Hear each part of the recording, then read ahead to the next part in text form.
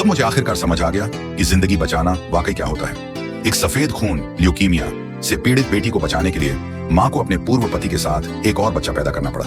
ये फिल्म हद से ज्यादा साहसी है। झोंयो, शायद ये फिल्म तुम्हें देखने के बाद अंदर तक झकझोर दे।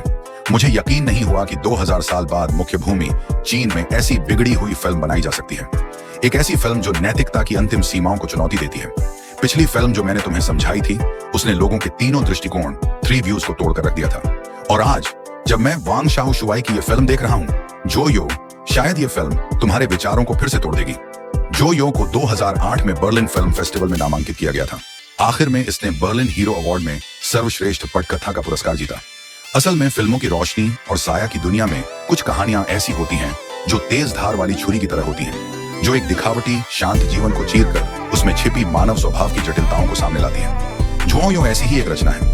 यह एक तरह की लगभग क्रूर सच्चाई है जो हमें मुख्य पात्र मेइजू के जीवन में ले जाती है, जो उतार चढ़ाव से भरा हुआ है। यह हमें प्रेम और घृणा के भंवर में जीवन बचाने की भावना को महसूस कराती है और उससे जन्म लेने वाले भावनात्मक तूफानों की एक पूरी श्रृंखला दिखाती है। झोंयो का निर्देशन वांग शाओशुआई ने किया।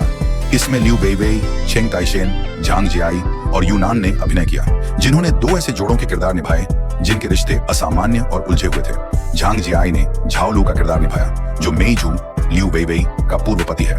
झोयो और झाओ लू ने एक और बेटी पैदा की। ज्यादा समय नहीं बीता था कि झाओ लू ने बेटी के जन्म के बाद अपनी पत्नी को छोड़ दिया और एक जवान और खूबसूरत लड़की यूनान के किरदार से शादी करके नया परिवार बसा लिया। मेइजू ने एक ईमानदार इंसान चेंग ताइशेन के किरदार को अपना साथी चुना। शुरुआत में उनका कोई रिश्ता नहीं था, वे एक सामान्य जीवन जी रहे थे, लेकिन तभी मेइजू और उसके पूर्व पति झाओ लू की बेटी में सफेद खून की बीमारी पाई गई। मेइजू ने बेटी को बचाने की ठान ली और उसके मन में यह विचार आया कि झाओ लू के साथ एक और बच्चा पैदा किया जाए ताकि नवजात शिशु के विशेष खून से उसका इलाज हो सके। कई चौंकाने वाले और अनैतिक कदमों के बाद क्या मेइजू का लक्ष्य पूरा हुआ? इन 4 लोगों के बिगड़े रिश्ते का क्या होगा? और इस खून से सनी कहानी के पीछे रचनाकार असल में क्या कहना चाहता है? नमस्कार दोस्तों, मैं हूं शियाओ युआन। इस औरत का नाम मेइजू है। उसने अपने पूर्व पति झाओ लू को बुलाया और उसे बताया कि वह किसी पुरुष के साथ एक और बच्चा पैदा करना चाहती है। कैफे का माहौल बहुत भारी था।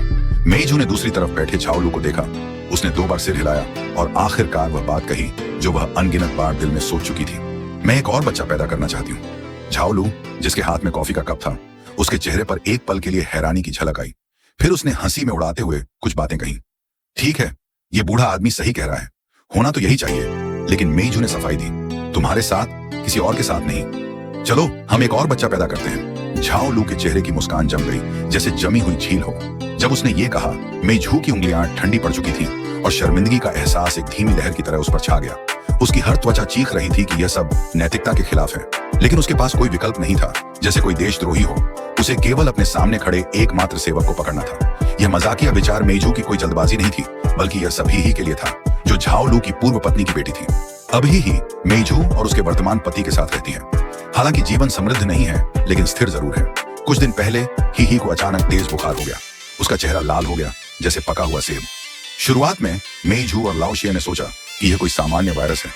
उन्होंने बच्ची को घर ले जाकर बुखार की दवा दी, लेकिन शरीर का तापमान बिल्कुल नहीं उतरा। जब वे उसे अस्पताल ले गए तो सफेद खून की बीमारी की रिपोर्ट मेइजू के दिल पर जैसे किसी हथौड़े की तरह आ गिरी। डर ने तुरंत उसे निगल लिया और वह मुश्किल से सांस ले पाई। सौभाग्य से लाओशिया ने खुद को संभाला। जब उसे खबर मिली तो वह बाहर से शांत दिखा और मेइजू से कहा कि वह अपने शरीर का ध्यान रखे ताकि बच्ची का बेहतर ध्यान रख सके। लेकिन मेइजू जानती थी कि लाओशिया का मानसिक दबाव उससे कम नहीं था, बस वो अपने हर जज्बात को दिल में छुपा लेता था। इलाज का भारी खर्च एक पहाड़ की तरह था और जो घर पहले ही तंगी में था, अब पूरी तरह से दब चुका था। और अब इकलौता इंसान जो ही की मदद कर सकता था, वो था उसका पूर्व पति झाओ लू, जिससे वह सालों से दूरी बनाए हुई थी। इन वर्षों में मेइजू ने कभी झाओ लू को पिता नहीं माना, लेकिन अब उसे हर सीमा तोड़नी पड़ी और खुद फैल करके संपर्क करना पड़ा। जिस दिन वे मिले, लाओशिया ने सिगरेट लेने का बहाना किया और जल्दी में निकल गया ताकि दोनों अकेले बात कर सकें। मेइजू खुद पर काबू नहीं रख सकी और उसकी आंखों से आंसू मोतियों की माला की तरह बहने लगे।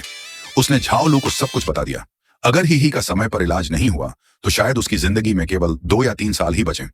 उसने झाओ लू से कहा कि वह खून की जांच करवाए, अगर मिलान हो गया तो तुरंत बोन मैरो ट्रांसप्लांट किया जा सकता है।